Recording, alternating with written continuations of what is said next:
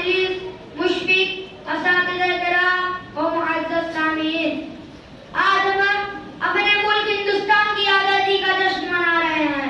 आज के दिन यानी 15 अगस्त 1947 ईस्वी को हमारा मुल्क अंग्रेजों की गुलामी से आज़ाद हुआ था। आज का दिन हिंदुस्तान की तारीख का इंतहाई अहम दिन है। बरसों की जिद्दोजहद, जानो माल की कुर्बानियों, कैदोबंद की सोहबतों के बाद हमें आज़ादी का परवाना मिला। आज 15 अगस्त के मौके पर पूरे हिंदुस्तान में जश्न आज़ादी के ताल्लुक से प्रोग्राम होते हैं और उनमें हिंदुस्तान की तारीख बयान की जाती है कि किस तरह से हमारे बुजुर्गों ने अपनी जानो माल की कुर्बानियां देकर अपने प्यारे वतन हिंदुस्तान को अंग्रेजों के चंगुल से आजाद कराया। महात्मा गांधी, पंडित जवाहरलाल नेहरू, मौलाना अबुल कलाम आजाद, मौलाना मोहम्मद अली जौहर, सरदार वल्लभ भाई पटेल जैसे अजीम रहनुमाओं ने कितनी तकलीफों और परेशानियों को बर्दाश्त किया, तब जाके हमें आजादी नसीब हुई।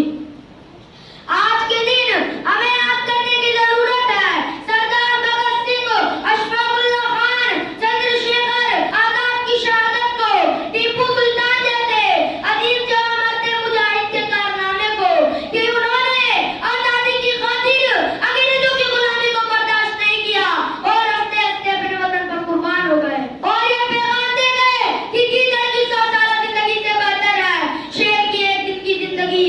मेरे भाइयों, आजादी हिंद की तहरीक में जिस तरह हमारे हिंदू भाइयों ने मेहनत की, सिखों ने कुर्बानियां दी, उसी तरह मुसलमानों ने भी अपने खून से आजाद हिंदुस्तान की तारीख लिखी है। मगर अफसोस है आज कुछ फिरका परस्त ताकतें हिंदुस्तान की तारीख से मुसलमानों के खून को मिटाने की नापाक कोशिशें कर रही हैं और नफरत की बीज बोकर हिंदू मुस्लिम एकता को खत्म करना चाहती है।